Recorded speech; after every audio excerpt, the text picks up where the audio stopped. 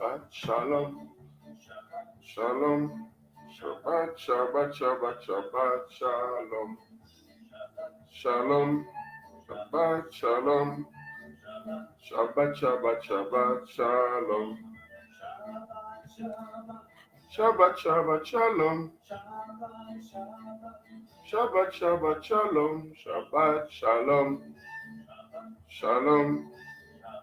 Shabbat, Shabbat, Shabbat, Shalom. Akustai. Akustai. Akustai. Akustai. Akustai.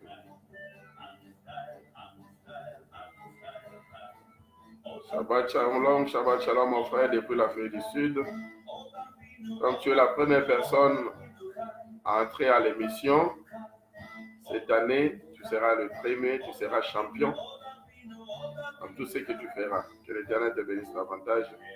Je te proclame encore champion pour toute cette année. C'est ça ta bénédiction. Shabbat Shalom, partage la vidéo en cascade s'il te plaît. Appelle tous les amis, les frères et sœurs de Pretoria. Dites-leur que Shabbat Shalom est déjà en direct.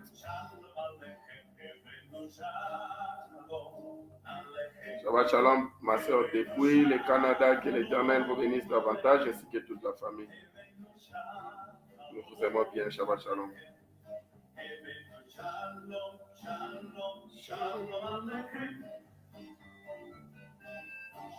Shalom Yerushalayim.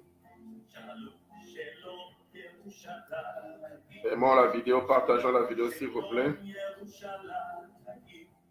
Hello ma sœur, Shabbat Shalom, que l'Éternel vous bénisse depuis le Canada. Partageons la vidéo s'il vous plaît.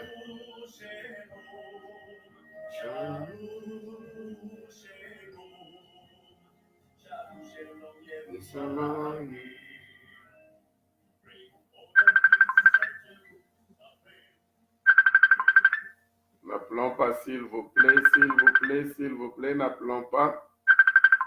Je vais vous répondre après l'émission, s'il vous plaît. Je vais vous répondre après l'émission, s'il vous plaît. Je vais vous répondre après l'émission. Mon frère, depuis l'Afrique du Sud, on ne pourra pas vous répondre tout de suite là. Je vais vous répondre après l'émission. On ne prend pas les appels pendant que nous sommes en train de mettre en direct. C'est juste pour garder la ligne des enseignements et après, nous pourrons prendre les appels. Mais quand il ne s'agit pas des enseignements, quand il s'agit des prédications ou bien des messages d'encouragement, ou la prière en ligne, on peut prendre vos appels sans problème.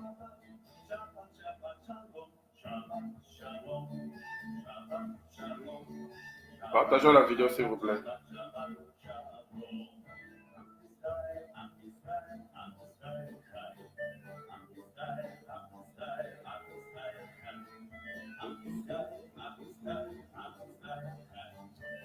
Aujourd'hui, nous allons reprendre les mêmes messages du samedi passé. Le samedi passé, on avait commencé notre message, notre clé sur la compassion ou les compassions. Malheureusement, la connexion avait fait défaut. On n'avait pas pu continuer. Donc, nous allons reprendre la même vidéo aujourd'hui. C'est la vidéo numéro 90 ou 90 pour le Belge. Nous allons attendre afin que les autres puissent aussi se joindre à nous. Et d'ici 2 minutes, nous allons commencer l'émission.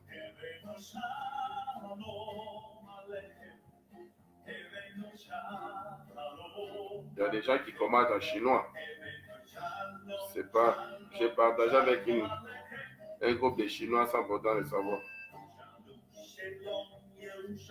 De mon côté, je partage en cascade. Vous pouvez aussi le faire, s'il vous plaît.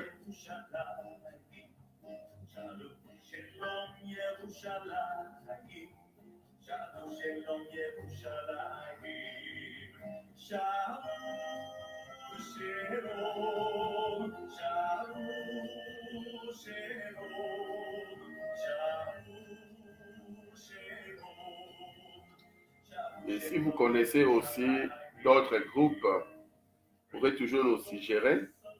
Comme ça, nous allons mettre le nom du groupe en question sur la liste parce que nous voulons bien partager cette vidéo ou nos vidéos avec plusieurs groupes. Mais nous sommes limités de ce côté-là. Vous pouvez nous suggérer des groupes, surtout des groupes qui ont au minimum 100 membres, 1000 membres, 100 000 membres, 1 million, ça dépend. Nous voulons commencer à partager nos vidéos avec ces groupes-là. Alors, vous êtes là, l'Éternel nous a donné la grâce de nous connecter, afin que nous puissions nous entraider dans ce sens-là. Pour propager ces messages, pour partager ces messages partout au monde entier. Shabbat Shalom, ma fille depuis Londres. Shabbat Shalom, mon fils depuis la France. Et Shabbat Shalom, tout le monde qui nous suit, même si on ne connaît pas votre pays. Vous pouvez juste nous saluer par un Shabbat Shalom et puis écrire le nom de votre pays, afin que nous puissions aussi vous bénir d'une manière spéciale quand nous sommes en train de prier pour nos étudiants de Shabbat Shalom. Nous allons commencer d'ici 1 minute.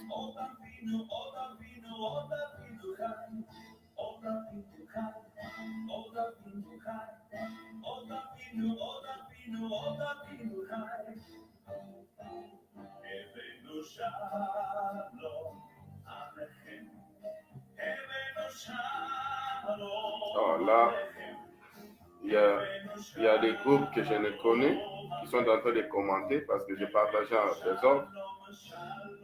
Alors, de toutes les façons, même s'ils ne parlent pas le français, l'Esprit de l'Éternel pourra les aider. Ils peuvent juste écouter le nom de Yeshua et puis vouloir en savoir plus. Ils sauront le nom de l'Éternel.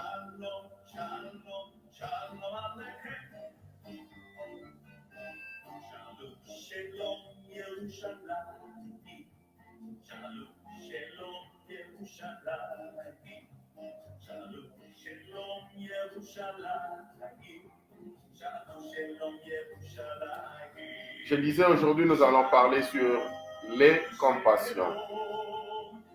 Souvent, la Bible dit que vous demandez, dans le livre de Jacques, vous demandez, mais vous ne savez pas recevoir, c'est donc vous demandez, parce que vous ne savez pas demander.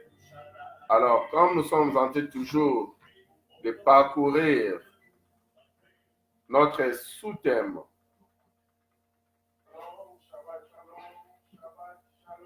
on est connecté partout. Oui, notre sous-thème, les clés du psaume 119, parce que notre thème central, ou thème général, a toujours été et restera toujours les retours à l'évangile fait à Sion. Waouh. Ma sœur qui me suit depuis Kinshasa, que l'Éternel vous bénisse davantage pour la toute première fois. Soyez bénis, que l'Éternel vous bénisse davantage. Oui, notre thème central a toujours été et restera toujours retour à l'évangile fait à Sion. Alors, aujourd'hui, nous sommes en train de parcourir un sous-thème depuis plusieurs semaines. C'est celui, les clés du psaume 119, du premier verset jusqu'au verset 176 pour les francophones et 176 pour le belge. Alors, la fois passée, on avait commencé avec un point. Nous étions en train d'épingler un point parce qu'on parle du sous-thème, mais souvent on épingle un point. C'était le psaume 119, le verset 77 ou 77. Nous lisons encore. Que tes compassions viennent sur moi pour que je vive, car ta loi fait mes délices. Et on avait aussi pris le verset 156 de ce même psaume. Tes compassions sont grandes, ô Éternel. Rends-moi la vie selon tes jugements. Alors, nous étions en train de parler des compassions. Vous voyez dans Lamentation chapitre 3, à partir du verset 18, où Yahvé est en train de nous parler concernant ses compassions, concernant ses grâces, concernant ses bontés. En commençant par le verset 18, vous descendez jusqu'au verset 22, Lamentation chapitre 3. Et c'est là où il dira que ses compassions ne sont pas encore à leur terme. Elles se renouvellent chaque matin. Pourquoi est-ce que l'Éternel a permis de sorte que ses compassions puissent se renouveler chaque matin? Je pense que nous avons commencé ce message le samedi passé et quand nous étions arrivés au point où je suis là, il y avait un problème de connexion. On ne pouvait plus continuer. Mais aujourd'hui, gloire soit rendue à Yahvé parce que nous avons une bonne connexion. Nous allons commencer du début jusqu'à la fin du message. Alors, on avait dit que la compassion signifie simplement, un français simple, parce que nous avons l'habitude de prendre ce qui est simple et rendre cela difficile. Ou un serviteur d'Adonai te dira, la révélation est tellement grande, je ne sais pas si vous serez à mesure de maîtriser ce que je vais vous expliquer. Alors, en ce moment-là, le monsieur n'est pas bon pour être un enseignant. Parce qu'un enseignant, il prend ce qui est difficile pour rendre cela facile, comme l'enseignant que nous avons connu, Yeshua HaMashiach que nous connaissons. Il rendait les enseignements difficiles et il ramenait cela au banc de l'école primaire, afin que même les primériens puissent comprendre. C'est ce que nous sommes en train de faire aussi. Donc, reconnaître la souffrance, là c'est un français simple concernant la compassion. Reconnaître la souffrance des autres. Mais la compassion, nous allons conjuguer cela de deux façons. Il y a d'abord avoir compassion comme verbe. Là, en hébreu, ça signifie racham. Ou si vous lisez ça en anglais, ça sera rechem. Mais rechem ou racham, A et E ont la même valeur numérique en hébreu, ce n'est pas un problème. Donc, qui dira rechem ou rachem dit la même chose. Alors, rachem signifie quoi? Cela signifie, par exemple, en anglais, ça signifie womb. Vous voyez? En français, l'utérus. On ne parle pas de bêtises ici, mais nous sommes en train d'expliquer des choses réelles afin que nous puissions comprendre l'origine du mot dans le vrai sens du terme, dans le propre sens du terme. Aujourd'hui, comme il y a eu un problème d'interprétation biblique, la Bible qui a été écrite à 90% en hébreu. Alors, voyez-vous, quand il y a eu divorce entre les Juifs et les Grecs commençaient à interpréter la Torah de leur manière. Ils ont fait l'interprétation qui n'était pas correcte, une translittération, interprétée à partir des sons. C'est pourquoi la Bible que nous lisons en français, en anglais, je ne sais pas, en swahili, il y a des fois, ça nous amène tout droit dans la brousse, dans la perdition. Parce qu'il y a un mot qui a été déplacé ou bien un mot qui a été mal compris. Par exemple, plusieurs versets bibliques où il s'agit de Rachem ou Racham, où il s'agit de la compassion.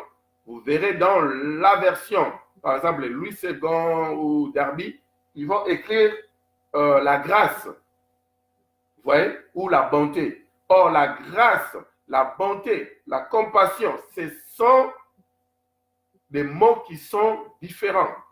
Souvent, leurs explications ou leurs significations sont closes l'une à côté de l'autre, mais il y a une grande différence. Par exemple, si on dit que Racham, qui signifie womb en anglais, ou l'utérus en français, on voit directement la connexion, la partie intime d'une femme. Et c'est là où l'enfant s'assoit pendant 9 mois. C'est dans cette partie-là intime que l'enfant s'assoit dans le corps de la femme pendant 9 mois.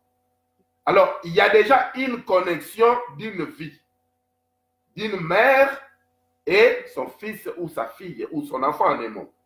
Alors, cette connexion-là au niveau des entrailles, pour ne pas utiliser toujours le mot utérus, parce que souvent, il y a des gens qui aiment mal interpréter les choses.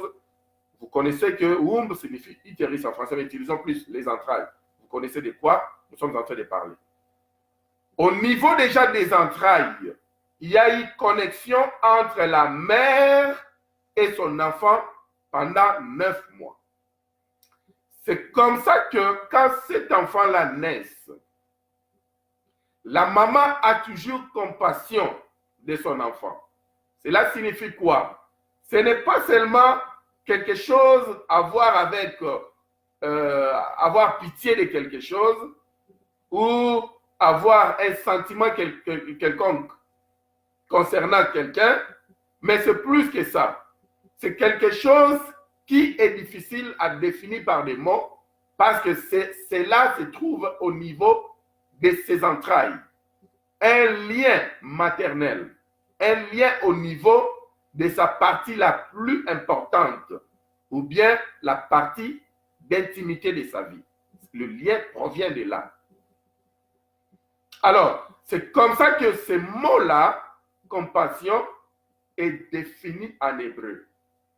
Donc, un mot de lien entre la femme et son enfant. Vous voyez? Alors, c'est alors que, après nous allons aussi étudier un mot qui aura une connexion avec Racham. Ça sera un mot appelé Shad. Shad qui signifie les mamelles. Par exemple, quand nous voyons El Shaddai. El Shaddai est dérivé de Shad. Alors, les francophones vont vous expliquer directement El Shaddai signifie le Dieu Tout-Puissant. Or, la signification d'El Shaddai dans le soubassement en hébreu ne signifie pas Tout-Puissant. Ça signifie autre chose. Mais c'est Dieu-là, comme il est le créateur du ciel et la terre, il est le Tout-Puissant. Alors, comme les Grecs étaient limités par des significations des mots hébraïques, ils ont juste coupé Tout-Puissant. Mais nous sommes en train de parcourir petit à petit. Nous sommes en train d'abord de mettre la fondation. Vous aurez peut-être du mal à comprendre les messages pendant 10 minutes. Et à la 11e minute, c'est là où tout devient facile pour comprendre. Donc, Racham, les entrailles. Et puis là, c'est comme verbe. Et en tant que mot, c'est là où on parle de Rachamim. Quand on parle de Rachamim en tant que compassion, en tant que mot, ça devient autre chose. Racham, en hébreu, pardon, en anglais, on dira have compassion, have compassion. Ça signifie avoir la compassion. Et compassion. Racham et compassion. Avoir la compassion. Mais seulement, mais Rachaim, Rachamim, c'est en anglais give compassion. Ça devient autre chose. Avoir la compassion et donner la compassion, c'est différent. Donc, Racham, have compassion, avoir la compassion.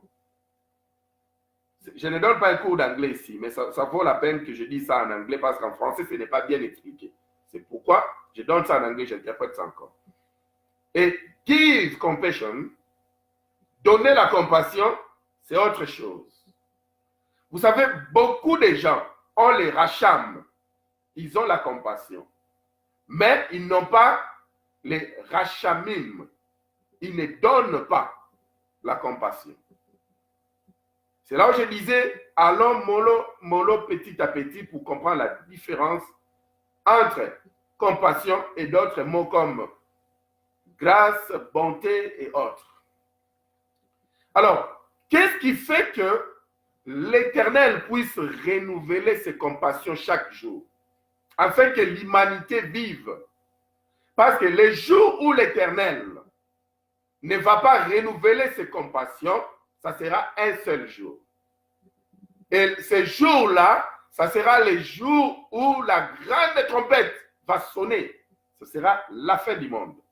Pourquoi est-ce que je dis la grande trompette ou le grand chauffard, les grands cornes de bélier qui va sonner ce jour-là? Parce qu'il y a des gens, quand ils apprennent ou ils lisent trompette dans la Bible, ils croient que peut-être c'est que les saxophones ont des fanfaristes et autres. Non, quand on parle de trompette dans la Bible, je vais fermer cette parenthèse rapidement. Quand on parle de la trompette en français, en hébreu, dans la Bible, en hébreu, ça signifie chauffard, la corne de bélier, que nous utilisons souvent comme trompette, où les gens disent que quand vous voyez les Hébreux ou les amis d'Israël ou les messianiques suiveurs de Yeshua, ils utilisent la corne de bélier, il faut savoir qu'ils sont ce sont des satanistes. Non, Satan n'a pas de cornes.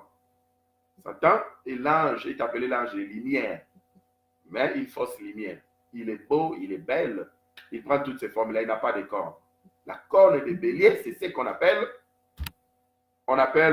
la trompette en français. Alors, la grande trompette, quand elle va sonner, ces jours-là, parce qu'il y a des petites trompettes qui sonnent tous les jours.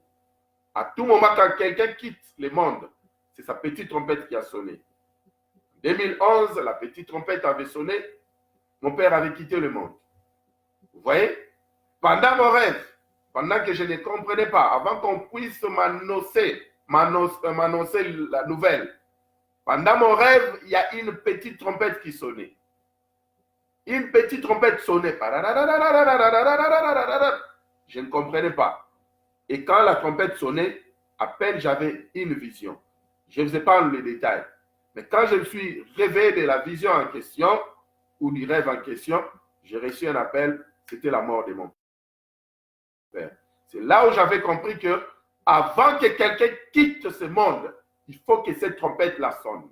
La petite trompette doit sonner. Et tant, ça signifie que ces jours-là, l'Éternel n'a pas renouvelé ses compassions pour la personne X ou Y. C'est là où la personne doit quitter ce monde. Alors, les jours où l'Éternel va arrêter de renouveler ses compassions un bon matin, il se décide de ne plus renouveler ses compassions. C'est ce jour-là où on parlera de la vraie fin du monde, où la grande chauffard, les grandes trompettes va sonner, la grande trompette va sonner. Et ça va sonner d'ici peu de temps. C'est pourquoi on dit, prépare-toi, car l'Éternel revient bientôt. Les compassions de l'Éternel sont déjà presque à leur fin, bien qu'elles se renouvellent chaque matin. La grande trompette va sonner d'ici peu de temps.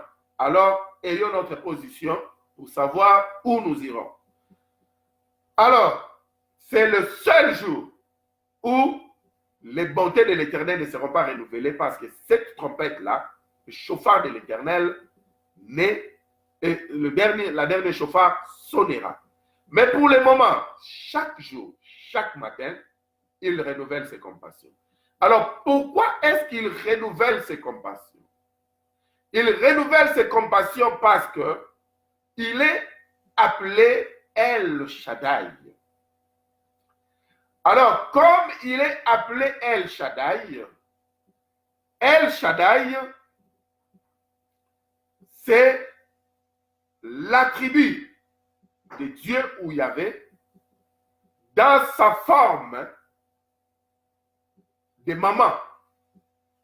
Parce que Yahvé, Adonai, le Créateur, notre Père, qui est aux cieux, comme Yeshua nous avait appris.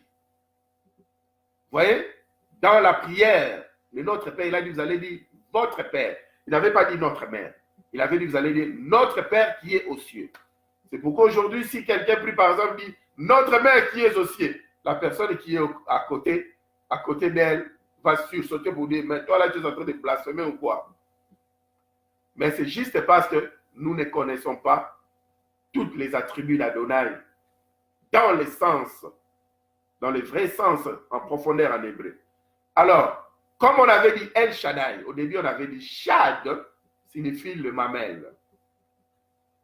Vous voyez? Alors quand on avance à Dai, qui est aussi un nom de Dieu, ça signifie quoi?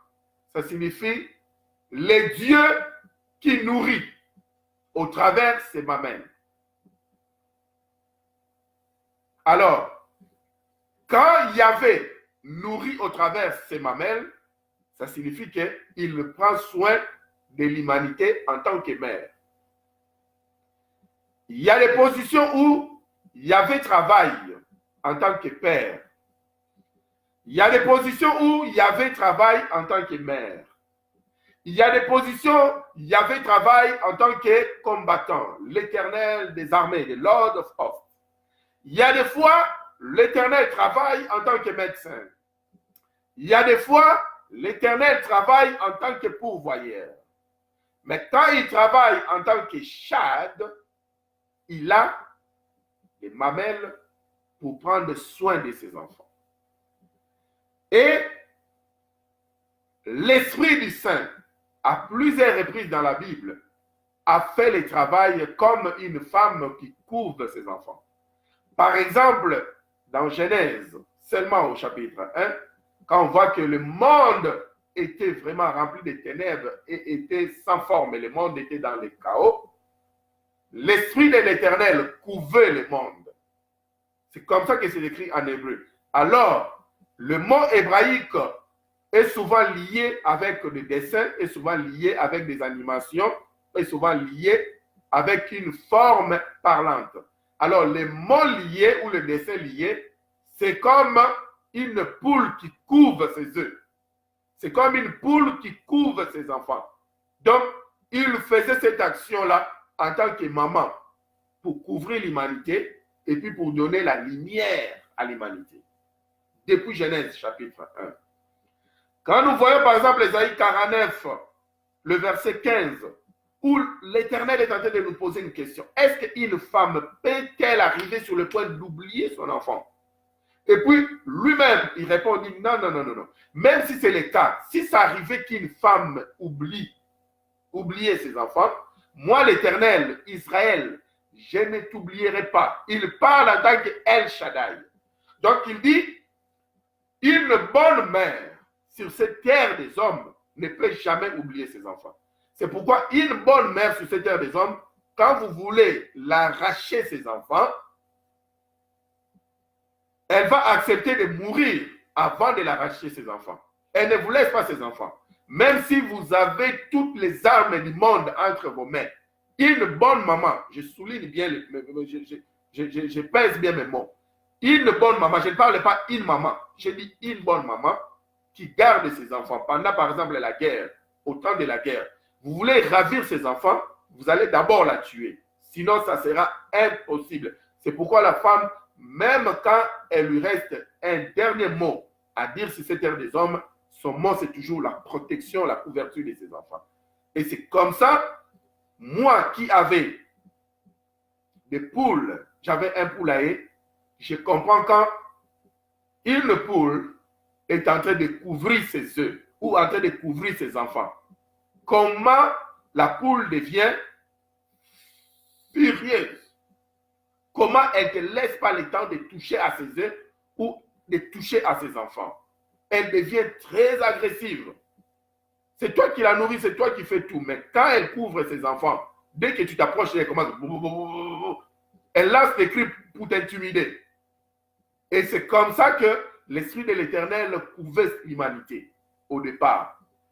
Parce qu'il faisait une action d'une mère qui devait donner ou qui a donné naissance à quelque chose de nouveau, qui devait protéger cela, voir le soleil sortir, mais c'est qu'elle a commencé comme entreprise, voir la lumière, prendre le dessus, afin que l'obscurité quitte. C'est ce qu'elle est en train de faire. Alors, c'est ce que El Shaddai fait pour ses enfants. C'est pourquoi là, El Shaddai est en train de parler dans Ésaïe 49, 15. Même si le maman de ce monde, qui sont supposés couvrir, protéger leurs enfants, même s'ils arrivaient au point où elles arrivaient au point d'oublier leurs enfants, mais moi, El Shaddai, qui t'ai couvert Israël, qui a donné naissance à toi, Israël, Parce qu'en ce moment-là, il était en train de parler comme mère, il était en train de parler avec Israël comme sa fille, parce qu'on dit toujours Israël au féminin. Vous voyez, comme sa fille. Et puis souvent dans la Bible, il parle aussi d'Israël comme sa femme. Tu vois? Elle est en train, parce que c'est El Shaddai, elle est en train d'expliquer que moi, je ne peux pas t'oublier parce que je suis une bonne mère qui sait comment couvrir mes enfants.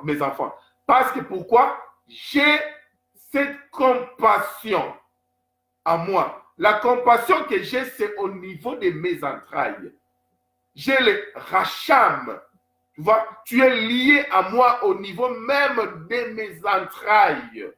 C'est pourquoi dans Ésaïe 14, 1, il dit que Israël, bien que j'étais rejeté, dans plusieurs versets bibliques, il a rejeté, mais dans Ésaïe 14, 1, il dit que Israël, moi, je te choisirai encore.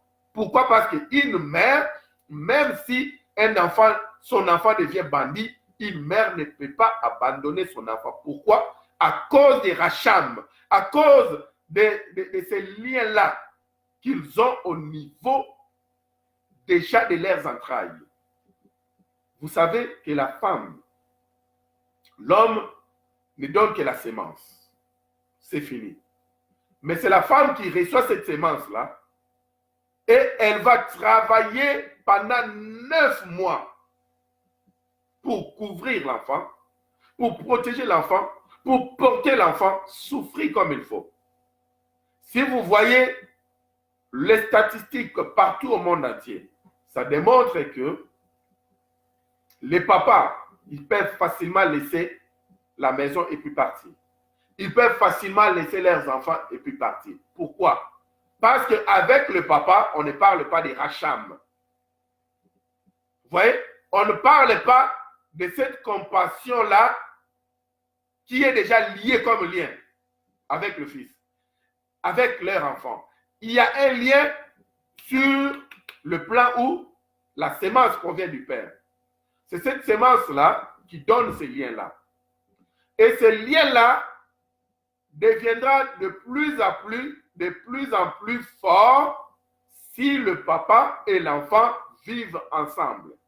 S'ils vivent ensemble, ce lien-là va encore se raffermir davantage. Mais s'ils ne vivent pas ensemble, ce lien-là va devenir faible. C'est pourquoi, quand le papa quitte la maison, il va par exemple ailleurs, vous remarquez la plupart des papas, ils oublient leurs enfants. C'est parce que les liens-là ne sont pas resserrés comme il faut. Mais par contre, la maman, c'est naturel. Elle avait ce lien-là avec l'enfant pendant 9 mois et ce lien-là ne quittera plus pour l'éternité.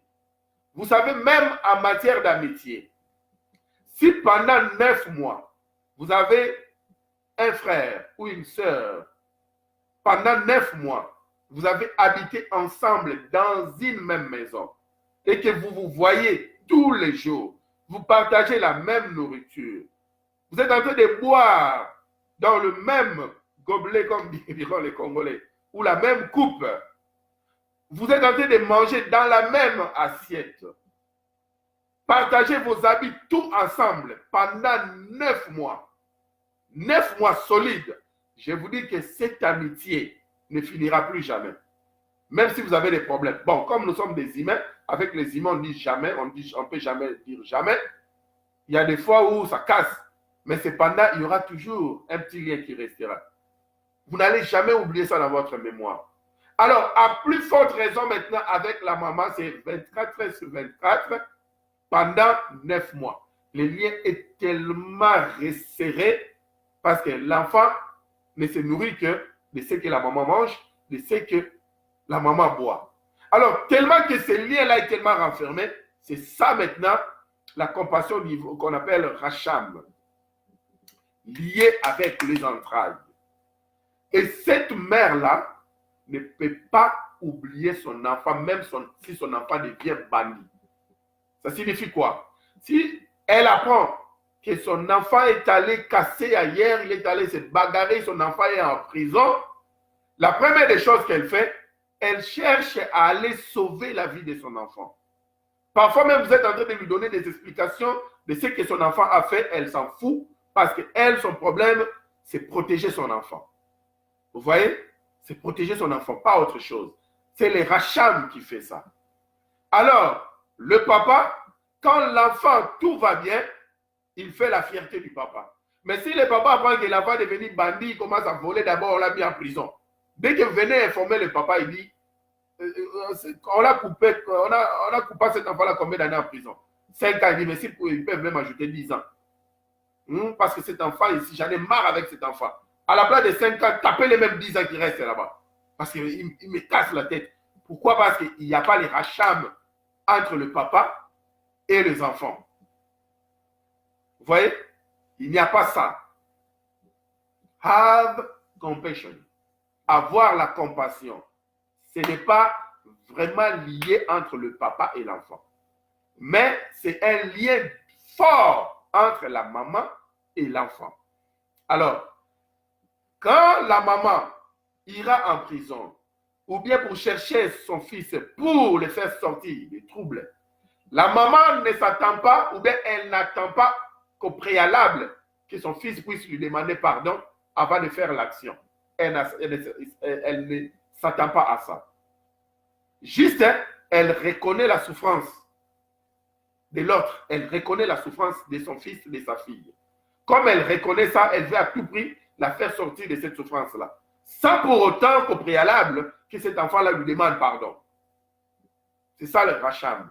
Donc, il veut accorder une faveur, une grâce à cet enfant-là sans que l'enfant lui demande pardon. Il veut juste racheter cet enfant-là à cause de cet amour-là. Mais le papa, il va s'asseoir à la maison, même si ça va prendre 5 ans. Il attend jusqu'à ce qu'on vienne lui dire que l'enfant, tu sais quoi, ton enfant a beaucoup pleuré dans la détention, il t'a demandé pardon pour ce qu'il a fait, alors s'il te plaît, tu peux lui donner ta compassion. Donc au papa, maintenant, on parlera de rachamim, donner la compassion.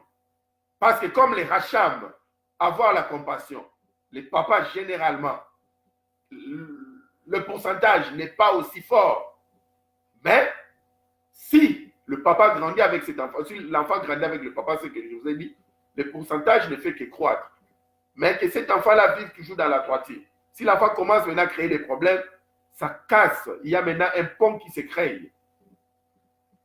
Il y a un gap qui se crée entre le papa et l'enfant. Il commence à s'en foutre de son enfant. Mais la maman, ça ne se crée pas de cette manière. Alors maintenant, le papa, dès que l'enfant lui demande pardon, il va maintenant give compassion. Il va donner sa compassion. Les rachamim. Donc, comme l'enfant a demandé pardon, il s'est accroupi, il a reconnu sa faute, il est revenu sous mes pieds. Maintenant, j'aurai compassion de mon fils ou de ma fille. Je ferai de mon mieux pour le protéger, pour le faire sortir de ces lieux-là. Alors, l'Éternel, s'il donne les racham et les rachamim à la fois, parce qu'il est El Shaddai, quand il se souvient de sa position en tant que mère de l'humanité, celui qui a donné naissance à l'humanité, il se souvient comment est-ce que l'humanité était dans ses entrailles.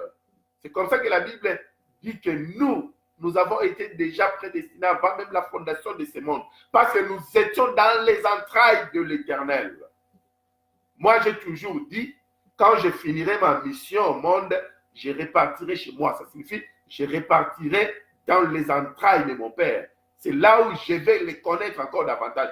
Quand on dit, ça c'est mon propre français, je n'ai pas besoin que M. Ava, ou bien M. je ne sais pas, Lyon, ou M. je ne sais pas, protocole, qu'un Français vienne me donner un verbe, ou bien quoi que ce soit pour que je dise qu'il est écrit dans la rousse. Non, moi j'ai mes mots aussi à moi que je peux composer, que je peux donner ma propre signification. Je ne peux pas attendre que M. Larousse me dise. C'est comme ça que j'ai toujours posé la question, qui a été le premier docteur en français, qui a été le premier docteur en anglais, qui a été le premier docteur en mathématiques. C'est quelqu'un du néant, il a fait sa chose, et puis il s'est dit, je suis docteur. et puis commence à vous donner des collations. C'est comme ça. Alors, moi aussi, je ne m'attends pas pour dire que, écoutez, il faudrait seulement que je fasse le cours de M. Larousse afin que M. Larousse me colle. Est-ce que j'ai dit de ne pas étudier? Moi-même, je suis étudiant en vie. J'étudie toujours. Mais cependant, quand je dis, par exemple, je connais ce monsieur-là jusqu'au niveau de ses entrailles. Peut-être personne n'a jamais dit ça, mais moi je dis ça. Ça signifie que je connais son intimité, je le connais jusqu'à l'intérieur, je connais ce que le monde ne connaît pas, je vois ce que les gens ne voient pas. Parce que comme je suis là, vous pouvez me voir de l'extérieur, mais si quelqu'un dit qu'il est en train de voir mes entrailles comme je suis devant vous, alors ça devient compliqué. Personne ne peut voir mes entrailles. Je ne peux non plus voir vos entrailles. Mais quand moi-même, en tant que David Mafouta, je dis que je te connais au niveau de mes entrailles, ça signifie que je te connais en profondeur. Je te dis qu'il n'y a personne que je connais au niveau de mes entrailles. Sur cette terre des hommes, je ne connais personne au niveau de mes entrailles. Mais cependant, j'ai ce désir de connaître Yahvé au niveau de mes entrailles. Mais ça sera impossible quand je suis encore sur cette terre des hommes. Je le connaîtrai au niveau de mes entrailles quand je rentrerai dans ces entrailles. Alors, comme je suis sorti de ces entrailles, j'étais tellement bébé quand il m'a fait sortir, c'est pourquoi je ne les connaissais pas. Mais maintenant que j'ai grandi, quand il va me ramener au niveau de ses entrailles, c'est alors que je vais les connaître. Parce que j'aurai maintenant l'esprit du jugement, je pourrai tout juger. Je vais connaître ses in and out, je peux connaître ses dedans et ses dehors. Donc, c'est comme ça qu'aujourd'hui, nous connaissons l'Éternel en partie parce que nous sommes dehors. Mais quand nous allons repartir au niveau de ses entrailles, c'est là où nous allons les reconnaître davantage. Alors, lui a cet amour-là, les racham. Il a la compassion. Et les rachamim, il donne aussi la compassion. Comme une mère, El Shaddai, n'attend même pas. Avant de nous pardonner, il n'attend pas que nous venions d'abord lui demander pardon. Et je dis que nous allons nous en foutre quand nous commettons des erreurs, des fautes, des bêtises. On s'en fout, on dit, bon, de toutes les façons, il est chez El Shaddai. C'est sa forme de maman. Donc, je m'en fous même quand je fais quelque chose. Il va toujours me donner les racham, l'amour d'une mère. Il aura toujours compassion de moi. Non, là, c'est blaguer de l'Éternel, c'est jouer de l'Éternel. Pour ceux qui ne connaissent pas l'Éternel, même s'ils font des bêtises sans pour autant demander pardon, l'Éternel leur accorde toujours son pardon. C'est pourquoi il renouvelle ses bontés, ses compassions chaque matin pour les accorder toujours son pardon, afin qu'il leur donne encore une nouvelle opportunité de vivre et de se repentir. Mais si moi je connais ABC, l'Éternel me juge par rapport à mes ABC. L'Éternel nous juge par rapport à ce que nous avons comme connaissance entre nos deux mains. L'Éternel ne dira pas que David Mafouta connaît que s'il a commis une faute à mon égard, qu'il va revenir pour me demander pardon. Si je m'en fous, je fais ce que je fais, alors je vais me réveiller, croyant que bon, comme l'Éternel a renouvelé ses compassions, c'est pourquoi je suis debout, mais ne sachant pas qu'il est aussi un juste juge. Alors, le jour où je vais mourir, c'est ce jour-là où je serai jugé sévèrement. Alors, quand je serai jugé sévèrement, je risque de voir ma vie de l'autre côté, par exemple, de l'enfer. Pourquoi? Parce que j'étais en train de blaguer avec les compassions de l'Éternel. Comme il est renouvelé chaque jour, c'était devenu une habitude. C'est pourquoi j'ai commencé à prendre cela à la légèreté. Vous voyez? Alors, en tant qu'humain, à tout moment quand nous prions, je vous donne cette clé à utiliser. À la place de demander plus, Éternel, accorde-moi ta grâce, le mieux, c'est de demander, Éternel, accorde-moi ta compassion. Parce que quand il s'agit de la grâce, c'est l'élection de Yahvé. Il dit qu'il fait grâce à qui il veut faire grâce et il fait miséricorde à qui il veut faire miséricorde. Mais cependant, les rachamim donnés compassion, qu'est-ce qu'il me dit dans Matthieu 7,7? Si je demande, il va me donner. Alors, si je demande sa compassion, il ne peut pas me refuser sa compassion. Parce qu'il dit que si je demande, il va me donner. Alors, quand maintenant en hébreu, je connais que les rachamim, c'est demander la compassion de Yahvé. Dès que je lui demande sa compassion, il va me donner. Pourquoi? Pas parce que je mérite cela, mais à cause de lui-même. Vous voyez?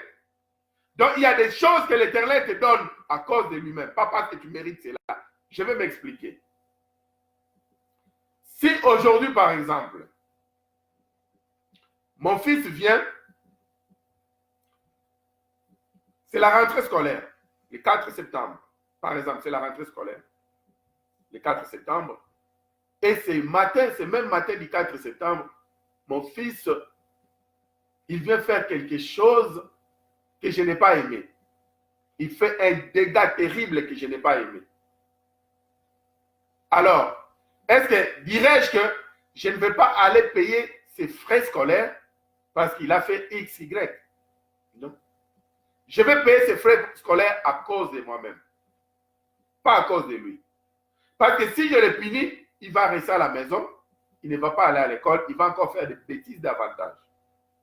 Si je le laisse à la maison, c'est mon nom qui sera gâté, comme nous les Ivoiriens, nous avons l'habitude de dire. C'est mon nom qui sera gâté, que ce monsieur-là laisse ses enfants à la maison pendant qu'il a la possibilité de payer leurs frais scolaires. Donc, je vais payer ces frais scolaires-là malgré moi. Pas à cause de l'enfant, mais à cause de moi-même. Parce que c'est mon nom, c'est mon identité. Parce qu'il me représente. Vous voyez?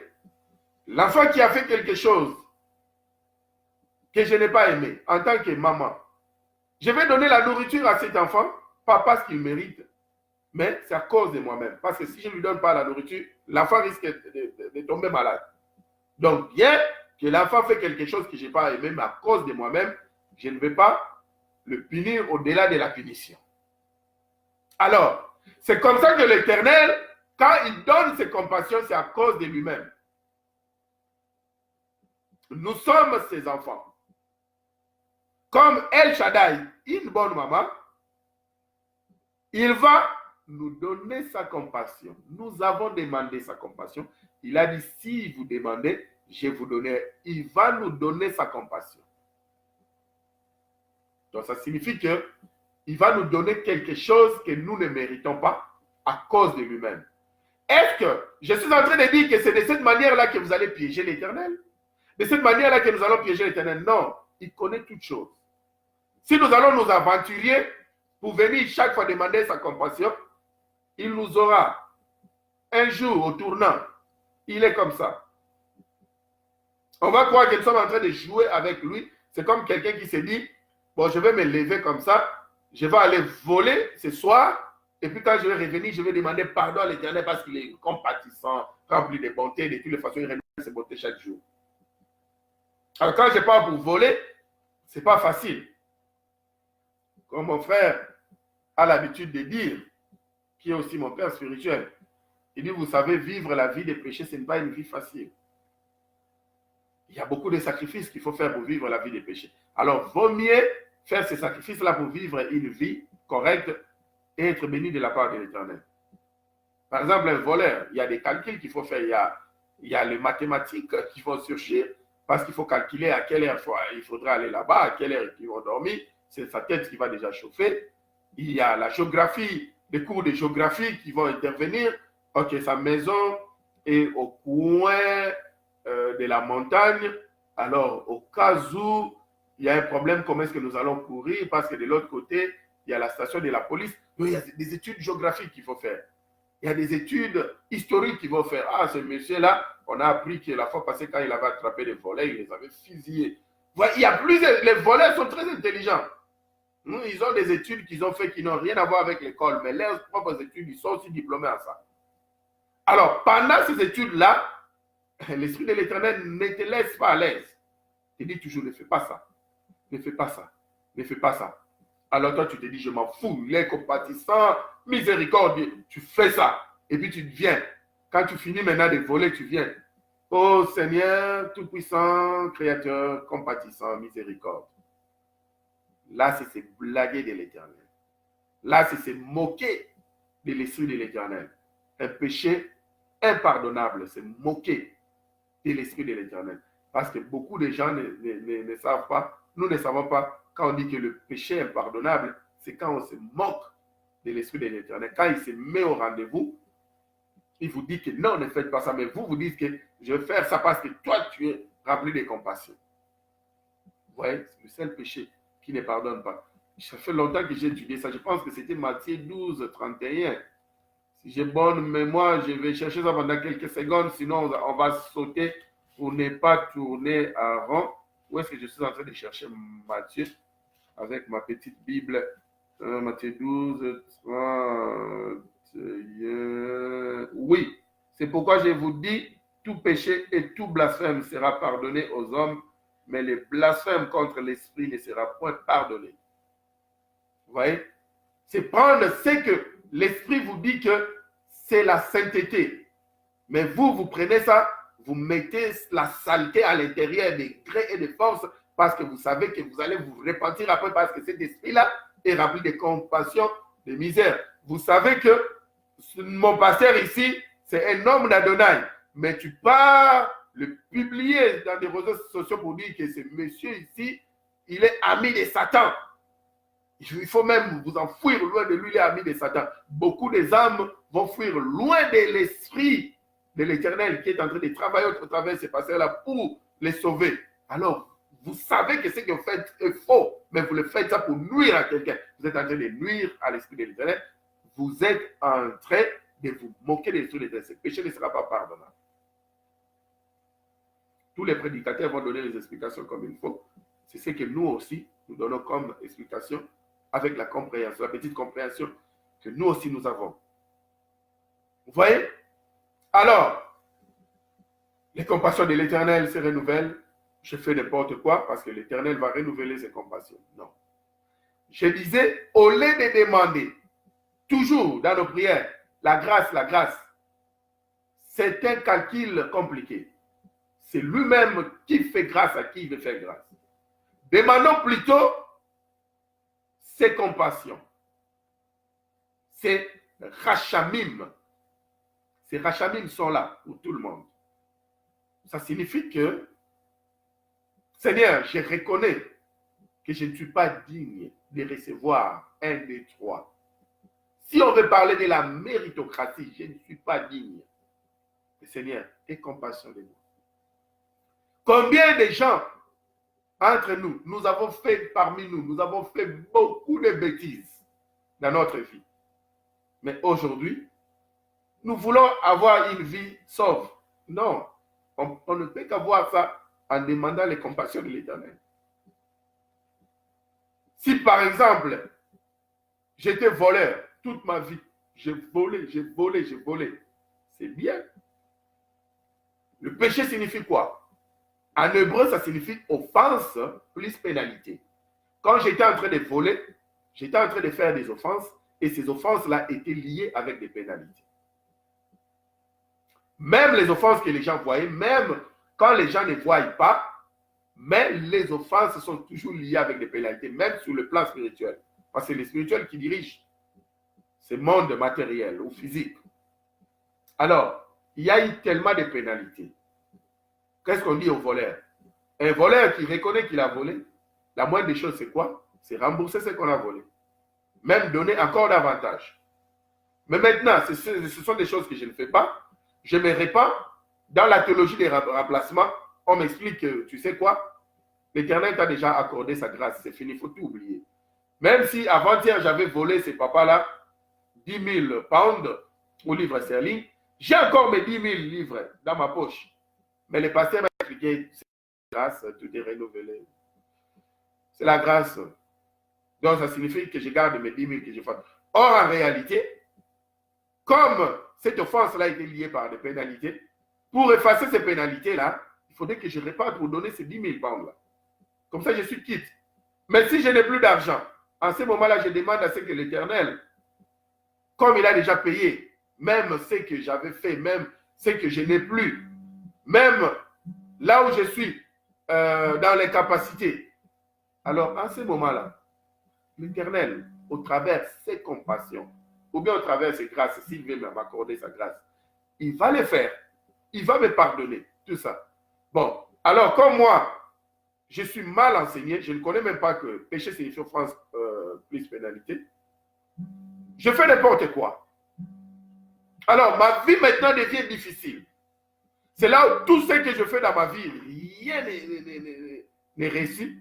Pendant que la vraie repentance demandait à ceux qu'il fallait rembourser, si je n'avais pas la possibilité de remettre l'argent, les matériaux, les matériels que je volais des autres, si je n'avais pas cette possibilité, au moins, il fallait les appeler ou bien les contacter tantôt d'une manière ou d'une autre pour leur demander pardon.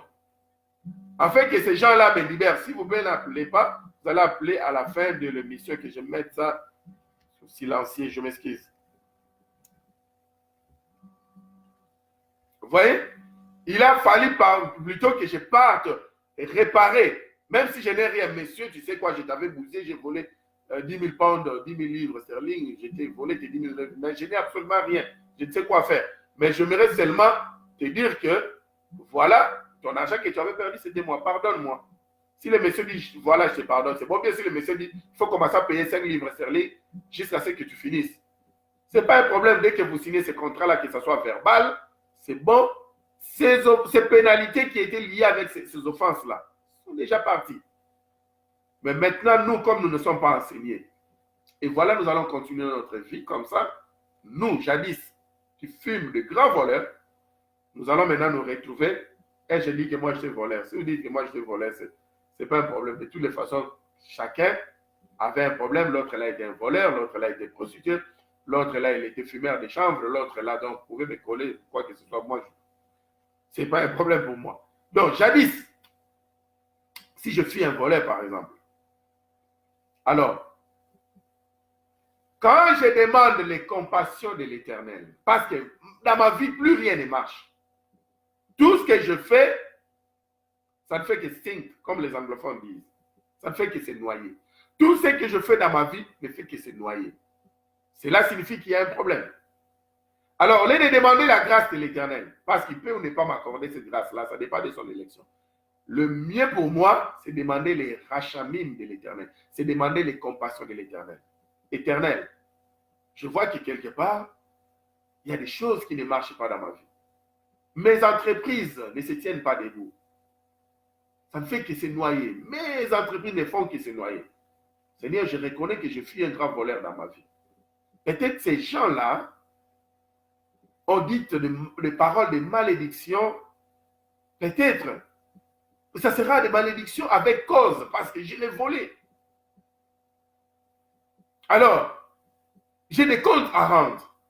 Cependant, il me sera difficile de réunir avec ces gens-là, parce que je ne les connais pas. Il y a certains qui sont même déjà morts. Alors, Seigneur, j'aimerais que tu fasses un travail pour moi. Et pitié de moi au travers de compassion. Je reconnais ce que je fais. Mais Seigneur, traite cela au travers de tes compassions. Alors, en ce moment-là, ça demande les racham et les rachamim de l'Éternel puissent intervenir au même moment. L'Éternel, El Shaddai, en tant que notre maman, vous voyez, ne suivez pas directement comme les Grecs vous a dit El Shaddai, ça signifie Dieu Tout-Puissant, celui qui accélère les choses, l'incontournable. Tout ça, c'est bien. Toutes les attributs de Yahvé sont liés avec le Tout-Puissant, avec l'incontournable, avec la force, avec l'omniscient. Toutes les attributs de Yahvé sont liés avec ça. Mais pour comprendre ça clairement, c'est là où l'Éternel prend la position de la maman, El Shaddai, pour allaiter ses enfants, pour prendre soin de ses enfants, pour couvrir ses enfants, parce qu'il se souvient de leur lien, Racham, au niveau de son utérus, au niveau de leurs entrailles, de son entraille, depuis qu'ils étaient dans son ventre, avant de nous envoyer en mission. Et après, il va encore nous ramener dans le même ventre, afin que nous vivions son intimité. Vous voyez? Alors, quand il fera ça, il dit, ah, Je ressens ça en tant que maman. Et puis, cet enfant me demande encore les rachamim que je lui donne mes compassions. Je n'ai pas de choix. Je vais lui donner. Je sais qu'il y a beaucoup de péchés qu'il avait commis. Ces péchés-là avaient des offenses et des pénalités. Bien que je suis juste et juge, mais au moment où je suis en train de parler, je ne suis pas encore sur mon trône de justice. Je suis encore sur le trône de grâce, de miséricorde. Je suis encore sur le trône de compassion. Alors, j'aimerais lui accorder ça. C'est comme ça l'Éternel t'accorde. Ton chemin est encore libre, clair. C'est là où il élargit encore ta tente. C'est là où il te pardonne encore. Tes entreprises commencent à marcher. Mais avant ces enseignements, bien avant avoir reçu ces enseignements, ou peut-être un autre prédicateur t'a prêché ailleurs par rapport à ces enseignements, avant ces enseignements, on ne savait pas ça. On était toujours en train de demander la grâce. Mais la grâce, il faudrait que l'Éternel juge bon de te la donner. Mais les compassions, il est là au coin. Il ne peut pas sortir. C'est une façon de parler. Tu as mis l'Éternel au coin, comme Jacob. Je dirais bien en hébreu, Jacob. C'est un dérangement, s'il vous plaît, appelez-nous après l'émission. Mais ce monsieur ici, c'est quoi? Je suis embêté ou quoi? Vous ne pouvez pas appeler à 10 reprises sans stop. Vous voyez, c'est juste pour rire. C'est comme Jacob, vous l'avez mis au coin. Il ne sortira pas ici sans avoir me béni, comme Jacob. Maintenant, à ce moment-là, vous direz qu'il ne sortira pas de ce coin, sans pour autant qu'il me donne ses compassions, parce que j'ai besoin de soi. En matière de méritocratie, je ne mérite absolument rien. Je suis fautif en tout et pour tout. Alors il faut qu'il me fasse ça. Dans tous les domaines où nous avons fauché dans notre vie, il y a toujours les pénalités qui nous suivent. Vous savez, je peux être juge et que mon fils fait des bêtises qui méritent, par exemple, un jour de détention. Alors, pour sauver ma peau, je ne peux pas dire à mon fils, comme tu es mon fils, je ne peux pas t'enfermer pendant un jour. Parce qu'il y a aussi la jury. Vous voyez? Il y a aussi la cour de juge. Je m'excuse. Et puis, à part ça, il y a aussi, ça dépend des pays, mais il y a toujours d'autres bureaux juridiques où la personne peut aller recourir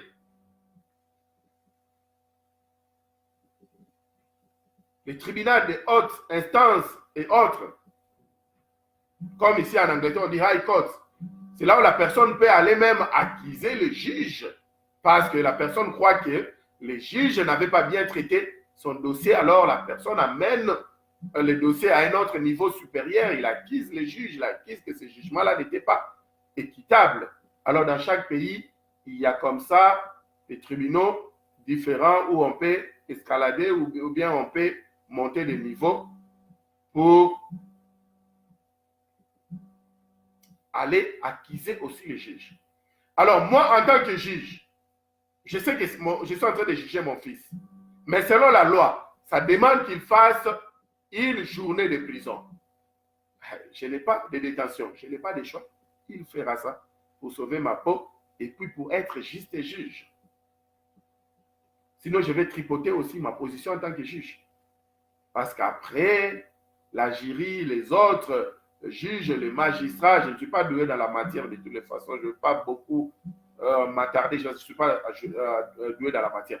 Mais de toutes les façons, les autres juges, maman juge, vous êtes en train de nous suivre, vous êtes bien doué, vous allez corriger mes erreurs.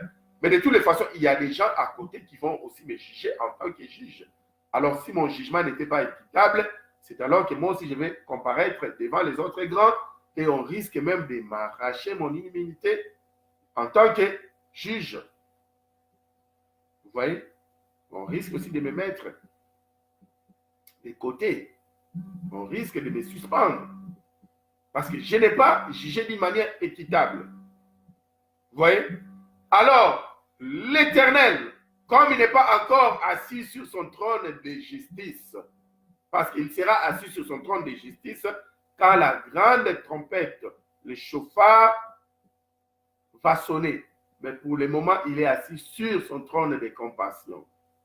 Alors, il tient compte des racham. Vous voyez, ces compassions la maternelle, liées au niveau de ses entrailles. Et les compassions que nous lui demandons, les rachamim, il nous donne.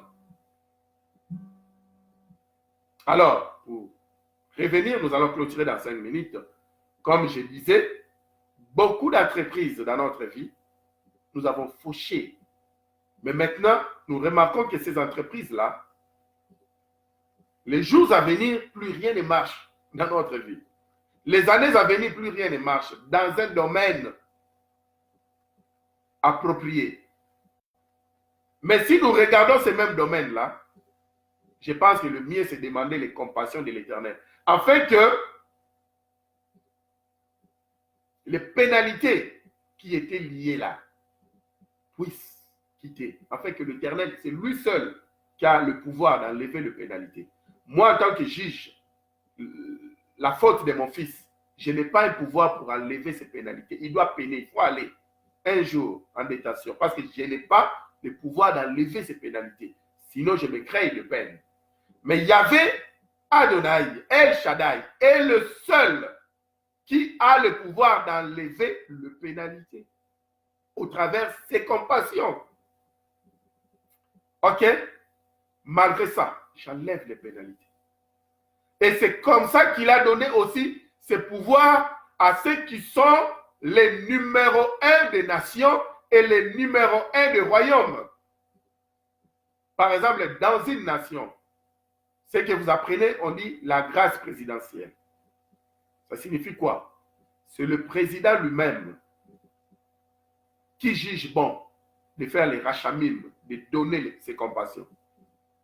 Donc, il a une liste de prisonniers, par exemple, les politiques. Alors, tout ce que ces gens-là ont fait est lié avec des pénalités. Il regarde, ok, monsieur XY, par rapport à ce qu'il avait fait, la pénalité était de 10 ans. Bon, je vous dis que j'accepte d'enlever ces pénalités. Je lui accorde ma grâce présidentielle. Il quitte de sa prison. Ce monsieur ici, c'était 20 ans, sa pénalité. Ok, lui, il a déjà fait 1 an. Ok, je retranche 18 ans. Alors, comme les 18 années sont retranchées, 18 ans, comme les 18 années sont retranchées, et il a déjà écopé 1 an de prison, alors, je lui donne 1 an. Il va faire 1 an de plus, et puis il va quitter sa prison. Souvent, les nouveaux présidents, après la cérémonie de leur investiture, c'est ce qu'ils font. Ils donnent leur compassion aux prisonniers politiques. Ils leur accordent ça gratuitement, comme ça. Parce qu'il y avait, il leur a donné ces mandats.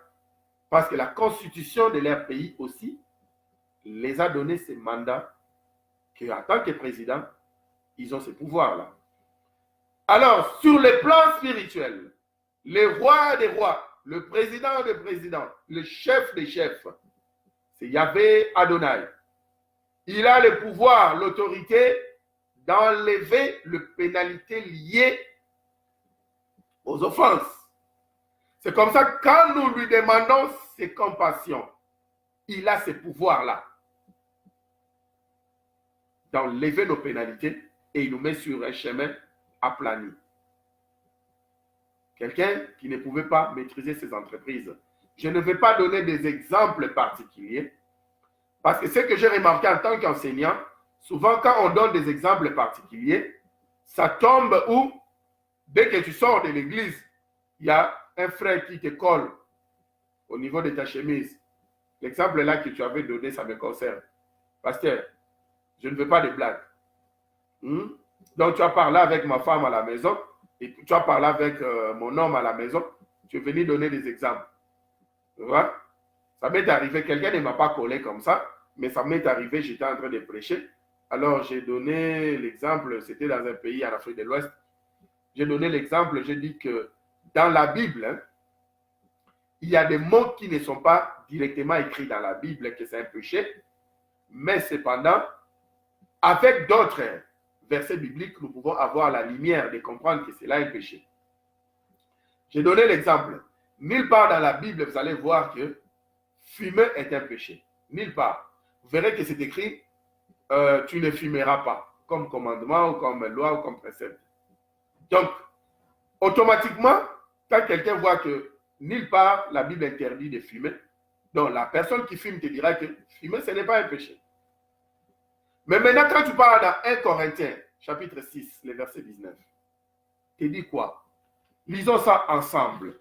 C'est là où maintenant nous allons remarquer que 1 Corinthiens 6, 19 nous dit, ne savez-vous pas que votre corps est le temple de l'Esprit du Saint qui est en vous ou qui habite en vous, que vous avez reçu d'Adonai et que vous ne vous appartenez point à vous-même. Alors, comme on dit maintenant que vous ne vous appartenez plus à vous-même, vous avez reçu l'Esprit du Saint, c'est lui qui habite en vous, vos corps sont désormais devenus à lui. Alors, il y a même un passage que j'aime bien.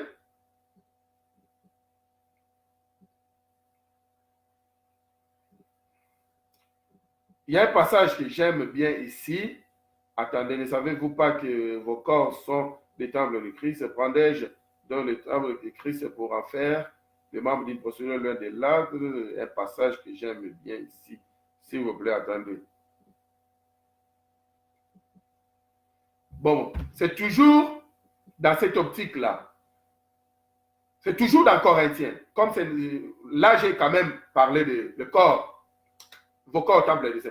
Mais toujours dans ces Corinthiens-là, c'est là où c'est écrit que si vous détruisez ces corps, je ne veux pas que vous êtes le temple. Ok, il y a 1 Corinthiens chapitre 3, à partir du verset 16. 1 Corinthiens chapitre 3, à partir du verset 16. Ne savez-vous pas que vous êtes le temple d'Adonai et que l'esprit d'Adonai habite en vous? Si quelqu'un détruit, c'est ça, oui. Le verset 17, 1 Corinthiens chapitre 3, le verset 17.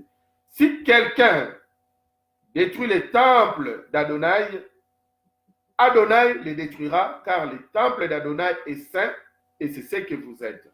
Merci l'Esprit du Saint pour ce rappel. C'était juste à côté. Il m'a soufflé parce que c'est lui qui travaille en moi. Je suis qu'un canal. Donc, alors, quand nous voyons maintenant 1 Corinthiens, chapitre 6, 19, nous a dit que nous sommes le temple de l'Éternel. Et puis 1 Corinthiens, chapitre 3, 16 aussi nous dit que nous sommes le temple de l'Éternel. Et puis au verset 17, il nous dit que si vous détruisez ce corps, moi aussi je ferai quoi? Détruire son temple, le temple de l'Esprit de l'Éternel. L'Esprit de l'Éternel aussi va les détruire. Alors, maintenant, quand vous prenez le paquet de cigarettes, les évangélistes des cigarettes qui ne connaissent même pas la Bible, qu'est-ce qu'ils ont dit?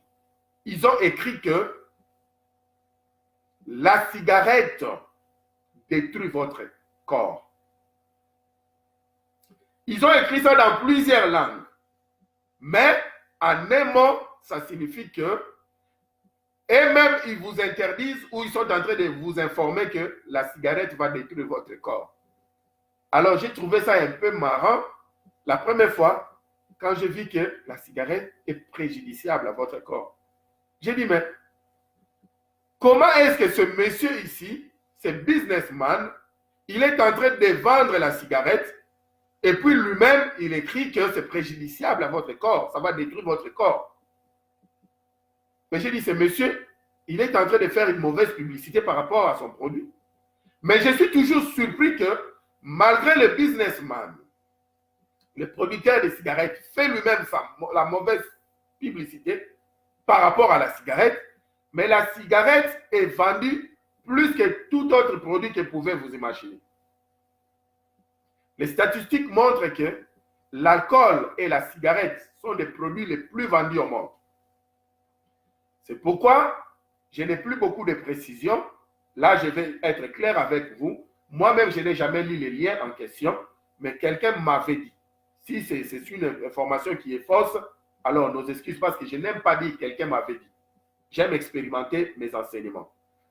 Alors, une fois, un enseignant m'avait dit, il avait aussi donné les liens en question, mais je n'avais pas le temps de lire ces liens-là. Il avait dit une fois aux États-Unis d'Amérique, ils avaient dit qu'ils ont pris la ferme décision de fermer toutes les usines de cigarettes qui fabriquent le cigarette. Alors, les jours qui suivaient, il y avait grève. Partout, dans tous les États, il y avait grève. Et ils ont remarqué que ces groupes-là, des gens qui fument, le fumeur, ils étaient même plus nombreux que ceux qui ne fumaient pas. Alors ils se sont dit non, non, ça ne vaut pas la peine. Moi, je n'avais pas lu les liens en question, mais il m'avait envoyé les liens quand même. Je n'avais pas lu ça. C'est juste un exemple qu'on a donné pour voir que combien même la personne, le businessman qui fabrique la cigarette ou les cigarettes, il vous dit que ça détruit le corps. Alors, cela signifie que si vous consommez ça, vous êtes en train de détruire votre corps. Alors maintenant, tout ce que vous consommez qui détruit votre corps vous ramène à 1 Corinthiens chapitre 3, le verset 17. Si vous détruisez ce corps, c'est temple, moi aussi je vous détruirai. Mais est-ce que c'est écrit en noir et blanc dans la Bible que la fumée, le fait de consommer la fumée, c'est un péché? Nulle part. Mais quand je vous ramène ça comme ça, là maintenant, on voit en noir et blanc que ça devient un problème. Alors, une nourriture peut être même bien pour tout le monde. Vous voyez? On peut avoir par exemple une nourriture, prenons un exemple quelconque. Par exemple, les champignons peuvent être une bonne nourriture parce que c'est une nourriture qui est aussi cochère. Vous voyez? Donc c'est une nourriture que Lévitique chapitre 11 accepte, ou Deutéronome 14 accepte. C'est une nourriture que la Bible accepte. Souvent, la plupart des vèges sont cochères. Mais cette même nourriture, je parle des champignons, j'ai donné l'exemple des champignons. Ok, les champignons. Cette même nourriture, pour moi, peut-être, David, si j'en prends, ça me fait sortir des histoires bizarres au niveau de mon corps. Ça signifie que je suis allergique à cette nourriture-là. Alors, comme je connais que le champignon, je suis allergique aux champignons, donc moi, le fait de consommer les champignons, je suis en train de détruire le temple de Yahvé. Je ne sais pas si je me fais comprendre. Donc, pour moi, les champignons deviennent la même chose avec un fumeur de cigarettes.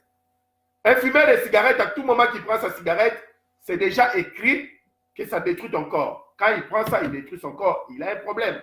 L'Esprit de l'Éternel aussi va les détruire. Donc, moi, pour moi, un exemple particulier que je vais te donner, les champignons détruisent mon corps.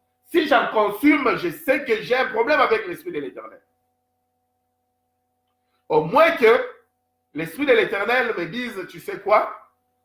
Tu ne seras plus allergique aux champignons.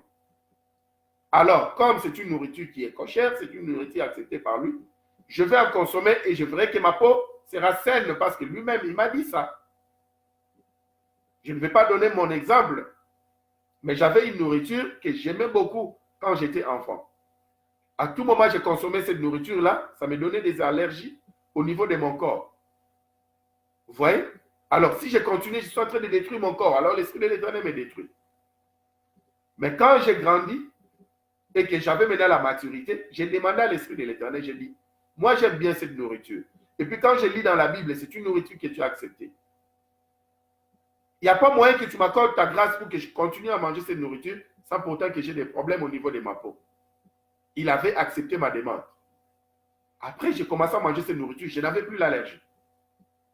Et jusqu'à aujourd'hui, j'en mange, je n'ai plus l'allergie. Là, c'est différent. Donc, il y a des choses, il ne faut pas vous attendre que la Bible écrive cela en noir et blanc. Mais, si vous savez seulement que même la médecine démontre que cela est préjudiciable à votre corps, c'est un problème. C'est comme les porcs. Vous allez discuter avec moi aujourd'hui jusqu'à demain, jusqu'à 1000 ans. Nous serons là en train de discuter. Le porc est préjudiciable à votre corps. Ah oui. C'est simple. Il y a des articles. Il suffit de taper sur Google pourquoi le porc est préjudiciable à votre corps. Google va vous montrer beaucoup de choses. Que d'abord, la chair du porc ne respire pas comme toutes les chairs d'autres animaux. Où ils ont des trous. Ça respire. Mais la chair du porc n'a même pas les trous pour la respiration. C'est déjà un problème. Quand vous consommez une chair pareille, vous consommez déjà les maladies.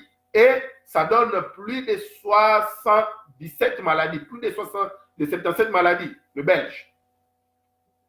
Quand ce n'est pas bien cuit, vous en mangez, ça vous donne une maladie appelée les ténia. Quand c'est très bien cuit, vous en mangez, ça vous donne d'autres maladies. Et ça fait même doubler la circulation de votre corps et de votre sang. Quand la circulation de votre sang se multiplie davantage, pour les hommes, qu'est-ce que ça crée? Ça crée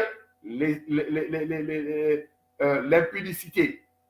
Ça vous amène la vitesse qui est doublée au niveau de votre sang, vous amène toujours à faire sortir vos semences pour trouver l'équilibre au niveau de votre sang. Alors, vous serez toujours à la quête de faire sortir ces semences-là. Alors, si vous ne pouvez pas, votre femme ne peut pas accepter assez, si vous n'avez pas la base de l'Éternel, vous allez vous retrouver en train de faire sortir ces semences-là partout. C'est comme ça que vous allez retrouver votre équilibre. Les gens vont vous dire directement que vous êtes envoûté, c'est Satan qui vous fait ça. Non, c'est le système de votre corps qui est troublé parce que vous consommez une viande qui n'est pas cochère. Dans Lévitique, chapitre 11, Deutéronome 14 a refusé. On n'est pas en train de donner cette leçon-là aujourd'hui, mais c'est comme ça que ça se passe. Nos leçons sont pour les champions. Seulement les champions prennent cela en compte. Mais les autres rejettent en masse. Mais je bénis l'Éternel parce que même si quelqu'un peut rejeter cette leçon qu'on vient de donner maintenant, mais nous avons donné plusieurs leçons, ça vaut la peine de récupérer même une leçon, ça va nous aider. Alors, pour clôturer, on était en train de parler de compassion de l'Éternel. On a parlé des racham, qui signifie avoir compassion. Et on a parlé des rachamim, qui signifie donner compassion. Alors, les racham, c'est vraiment les domaines de toutes les bonnes mamans. Là, ils sont comme des poissons dans l'eau. Ils ne s'efforcent pas pour ça. Parce que cela est lié déjà avec leur utérus. Ils ont déjà ces sentiments-là, naturels. Pour les papas aussi, ils ont ces petits sentiments parce qu'il y a leur sémence. Mais quand ils sont toujours ensemble avec les enfants, ça croît encore davantage. Mais cependant, tout le monde a la possibilité de donner les rachamim, de donner les compassions. Pas attendre que la personne qui t'a fauché, que cette personne-là vienne d'abord te demander pardon avant de lui pardonner. Mais pardonner au travers les compassions. Ça signifie que vous regardez, la personne vous a fait du mal. Mais ce que la personne nous a fait, si vous fermez ça, ça va devenir un poison dans votre corps. Alors, il faut relâcher ça au travers les compassions. C'est ce que j'étais en train d'expliquer la semaine passée. La vidéo, c'est coupé la semaine passée. Alors, vous voyez, c'est ça. C'est comme ça aussi l'Éternel, Yeshua Mashiach nous dit dans la formule de la prière de notre Père. J'ai bien dit, c'est la formule, ce n'est pas une prière. Si vous en faites une prière, ça va devenir une récitation. Notre Père qui est aux cieux, que ton nom soit sanctifié, que ton règne vienne, que ta volonté soit faite sur la terre des hommes, remets ça là-bas, pardonne-nous, ça devient une récitation. N'êtes même pas concentré. C'est une formule. Dans cette formule-là, de notre Père, il nous dit, vous allez dire à votre Père, pardonne-nous nos offenses. Comme nous aussi, nous pardonnons à ceux qui nous ont offensés. Or, on a dit que péché signifie quoi? Offense plus pénalité. Quelqu'un qui vous a déjà offensé doit mériter ses peines. Ça signifie que quand tu me gifles, ta peine est qu'il faut que je te gifle pour que tu comprennes ce que tu m'as fait. Mais pardonne-nous nos offenses et balaye aussi les pénalités liées à ces offenses. Vous savez, la Bible, il y a beaucoup de places, la Bible est restée muette. La Bible a parlé et puis elle est restée muette. Alors, il faut avoir la sagesse divine pour développer le silence de la Bible. Pardonne-nous nos offenses. Pardonne-nous aussi nos pénalités. Comme nous pardonnons aussi les offenses des autres et les pénalités liées à ces offenses. C'est ça, la vraie formule. Alors, c'est comme ça que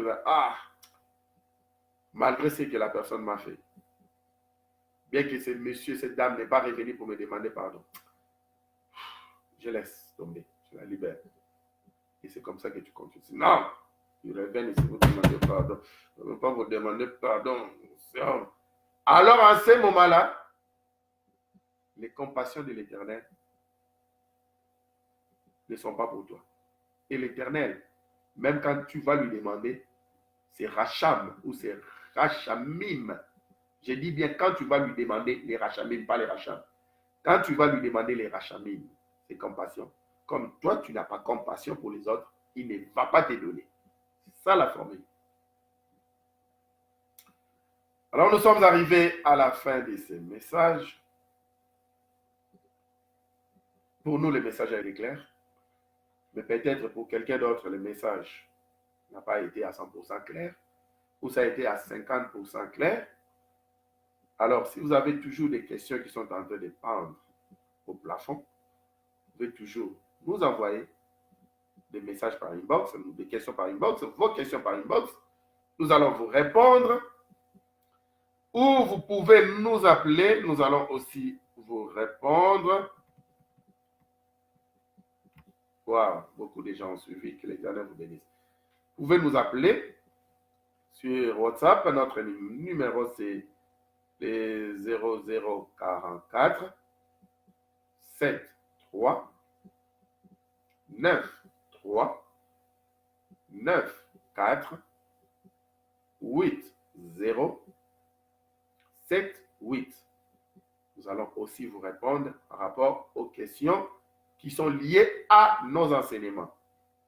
Pas par rapport aux questions où vous voulez savoir s'il y a des blancs en France. Ou bien si Tour Eiffel est en France, là on ne va pas répondre. Mais les questions qui seront liées à nos enseignements, nous allons vous répondre. Aujourd'hui, c'est la vidéo numéro 90 de ces enseignements. Ces enseignements auront 100 vidéos parce que nous avons des étudiants de l'école Shabbat Shalom qui ils nous suivent, ils s'inscrivent et puis on les envoie des examens et autres, et ce ne sont que nos vidéos. Alors, que personne ne me pose la question de savoir après ces 100 vidéos, qu'est-ce que c'est Shabbat Shalom deviendra. C'est l'Esprit de l'Éternel qui connaît. Mais David Mafuta, si nous sommes toujours en vie, je vais continuer toujours à prêcher. Là, nous sommes en train d'enseigner. Et quand on aura les 100 vidéos en place, il y a beaucoup de choses qu'il faut faire pour enrichir ces 100 vidéos. Donc, tant que nous sommes en vie, nous allons toujours enrichir les 100 vidéos pour avancer au niveau supérieur. Parce que monsieur doctorat n'a jamais existé. C'est lui-même qui a commencé son doctorat et donne les diplômes aux autres. C'est comme ça, nous aussi, l'Éternel néant nous a donné la sagesse divine pour commencer avec l'école Shabbat Shalom. Et c'est comme ça que nous enseignons avec son esprit, avec les diplômes de son esprit. Et nous aussi, ceux qui vont suivre ces enseignements comme étudiants, nous allons aussi vous coller des diplômes. Ainsi de suite. Et l'Esprit de l'Éternel va encore vous révéler beaucoup de choses, même beaucoup plus que nous. Et c'est ça notre souci, afin que nous puissions travailler ensemble comme un seul groupe des combattants de Yahvé. Alors nous vous demandons maintenant une offrande. Comme nous sommes arrivés à la fin, quelqu'un dit, oh, il veut maintenant demander les offrandes. Les offrandes en question, ce ne sont pas les finances. Ce ne sont pas le matériel. Si vous voulez nous bénir en finances, vos finances seront le bienvenu, vos matériels seront les bienvenus. Mais l'offrande que nous vous demandons à la fin de cette émission, c'est de partager la vidéo en cascade. C'est la seule offrande. Alors, aujourd'hui, nous allons un peu demander que ces gens puissent multiplier l'offrande en question. Alors, cette offrande, ça signifie quoi? Vous allez aimer d'abord notre vidéo sur Facebook et puis la partager à plusieurs groupes. Et puis, vous irez sur Facebook. Vous irez sur YouTube. Sur la barre de recherche, tapez Shabbat Shalom David Mafuta. Vous allez vous abonner sur notre chaîne de YouTube. Et puis, à côté de l'abonnement, il y aura une clochette. Vous allez cliquer la clochette. De sorte que chaque fois, quand nous allons balancer nos vidéos sur YouTube, vous aurez toujours des notifications que Shabbat Shalom venait de balancer une vidéo. C'est comme ça que vous allez nous suivre. Aujourd'hui, c'est la vidéo numéro 90. Mais sur YouTube, nous avons une centaine de vidéos. Et puis, à part ça, vous pouvez aussi partager la nouvelle concernant notre ministère. Je suis votre frère, le pasteur David Mafuta. Nous sommes arrivés à la fin de ce message. Et n'oubliez pas, une autre offrande, nous vous demandons, il y a plusieurs offrandes aujourd'hui. Une autre offrande, nous vous demandons, c'est celle de nous suggérer des groupes. Nous voulons être liés avec plusieurs groupes, de sorte à former un seul bloc. Au lieu de prendre 3 minutes de partager la vidéo avant de commencer le message, on peut former un bloc de plusieurs groupes, partager cela comme bloc en 1 minute et puis commencer directement le message. Vous voyez? Alors, ceux qui sont là, qui sont plus doués dans la matière, vous pouvez aussi nous aider dans ce sens-là. Vous faites un bloc de plusieurs groupes, même 200 groupes, 1000 groupes. Et puis, vous nous envoyez par inbox et nous allons juste copier-coller le link ou le lien en question. Alors, quand nous voulons partager, comme nous ne connaissons pas ce système-là, nous sommes en train d'étudier comment faire ça. Quand nous partageons, d'un seul coup, nous pouvons partager à 1000 groupes. Et c'est comme ça qu'on aura beaucoup de views, afin que ces messages puissent atteindre les 4 coins du monde. Comme quelqu'un me disait, pasteur, quel bon message. Mais quand je regarde ton audience, l'audience ne pèse pas. Alors, moi, j'ai dit, nous sommes limités. Vous qui connaissez comment grandir l'audience, vous pouvez nous aider. Mais nous, notre grand choix est qu'il y a quelqu'un de plus qui a reçu une vérité et cette vérité va la franchir. Et il y a une âme de plus qui a accepté Yeshua Mashiach comme son Seigneur et sauveur personnel. Aujourd'hui, nous pouvons toujours vous donner des directions et des directives qu'il faut si vous nous appelez. C'est au travers de cette note de Shabbat Shalom qui veut dire juste nous vous souhaitons le bien-être total ces derniers jours de la semaine qui est le samedi, le jour du repos, le jour de l'éternel. C'est avec cette note que nous allons vous quitter. Alors ceux qui connaissent... Oups, qu'est-ce que j'ai mis là-bas? Ceux qui connaissent la chanson peuvent chanter aussi avec nous. Et brusquement, nous allons vous dire au revoir. C'est comme ça que ça va se passer. Voilà. Il y a le problème de connexion de l'autre côté. Gloire soit rendue à Yahvé. Nous avons travaillé sans problème de connexion. Oui. Shalom. Shabbat, shalom. Shabbat, shalom. Shabbat, Shabbat, Shabbat, Shabbat, shalom.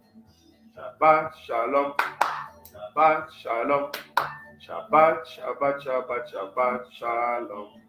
Shabbat, Shabbat, Shabbat, Shabbat, shalom. Shabbat, Shabbat, Shabbat, Shabbat, shalom. Shabbat, shalom. Shabbat, shalom. Shabbat, Shabbat, Shabbat, Shabbat, shalom. Ah, nous vous aimons bien. Bye bye. Shabbat shalom, Yerushalayim. Shabbat shalom partout où vous nous suivez. Shabbat shalom dans vos maisons. Au revoir.